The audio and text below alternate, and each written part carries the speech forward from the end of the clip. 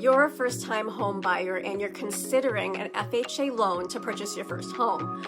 But there are some misunderstandings about FHA loans and some mistakes you're going to want to avoid. I'm Kristin Arledge. I'm a local realtor right here in sunny Los Angeles, California, and in this video I'm going to go over the 5 most common misunderstandings that I see when working with first-time home buyers obtaining FHA loans. Well, first we're going to go over those loan choices. You do have your private conventional loan, and then there are the 3 government-backed loans. The first of these government-backed loans is the USDA loan, which is buyers moving into rural areas and offering 100% financing. Next, we have the VA loan, which is for veterans and currently active military.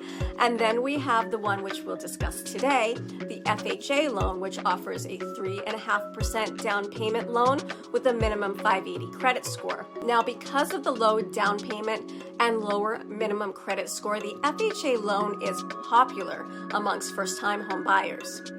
Okay, so the first misunderstanding is that some buyers think that the FHA loan is all that they may qualify for, and this may not necessarily be the case. Ask your lender, see if you qualify for a conventional, and then weigh the pros and cons of each to see which would be a better fit for you. Conventional loans typically don't have as many fees as FHA loans. FHA loans are easier to qualify for because of the debt-to-income ratio being higher. You typically qualify for more, so some lenders will give you this loan option first. For instance, you may qualify for $600,000 with an FHA and $575,000 with a conventional. Many lenders will just automatically assume that you want that higher amount. So have your lender check both. See what the terms are for FHA and then see what the terms are for conventional. Now, also with conventional loans, there may be some different programs that do offer a lower down payment. And so if you can qualify with a conventional loan, it may make better sense taking into account that the fees associated with the FHA loan can be quite steep. This brings me to my second misunderstanding. There are going to be extra fees to protect the lender if you default against the loan.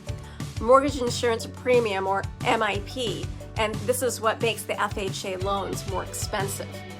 Now, MIP is for the life of the loan, so make sure you fully understand this and understand what you're getting into when you take an FHA loan. Now, the only exception to this is if you put at least 10% down, then you only have to pay the mortgage insurance for 11 years.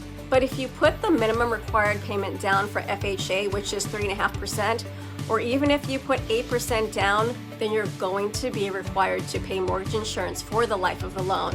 And they base that mortgage insurance amount off the balance. So as you pay down your balance, the mortgage insurance decreases. MIP is required for all FHA loans regardless of the size of your down payment. FHA loans require an upfront mortgage insurance premium, UFMIP, as well as an annual premium payment, or annual MIP. Now, the upfront can be financed into your loan amount, and the annual MIP is paid as part of your monthly mortgage payment. The upfront is equal to 1.75% of the loan amount and can either be paid in full at closing or financed into the loan amount. In addition to that 1.75 upfront, FHA loan borrowers also have to pay between 0.45% to 1.05% each year for the annual MIP. Now, the exact amount of your annual MIP cost, well, that depends on your loan amount, terms, and down payment. You can't cancel the MIP, so you'll likely have to refinance into a conventional loan once you reach your 20% equity. The third misunderstanding is that the FHA's minimum score is going to be the same as the bank's minimum credit score, and this is not necessarily the case. Each bank can set their own guidelines here, so you're going to need to check around if you do need a bank that is offering FHA's minimum.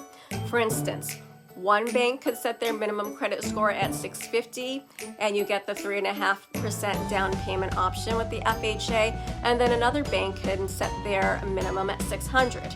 So definitely check around and see which one is a better fit. So number 4, which is widely misunderstood, is that every lender will offer the same FHA rate across the board. A lot of first-time home buyers feel that because it's backed by the government that all banks are offering the same rate, and this is simply not true. So just like the conventional loan, you're going to want to shop around and get 3 quotes from 3 different lenders so you can know that you're getting the best rate. And then lastly, the 5th misunderstanding is that if you're writing an offer with an FHA loan in a seller's market, some sellers simply don't want an FHA loan. Now, each seller may have different reasonings, but when a seller is navigating through the offers, they may favor a conventional loan over an FHA. Now, in a buyer's market or a balanced market where the seller doesn't have many choices, it tends to be a little easier for the seller to accept your offer with an FHA loan contingency. Now, I hope this video was helpful. Please comment in the chat below if you have any questions, and I will see you in my next video.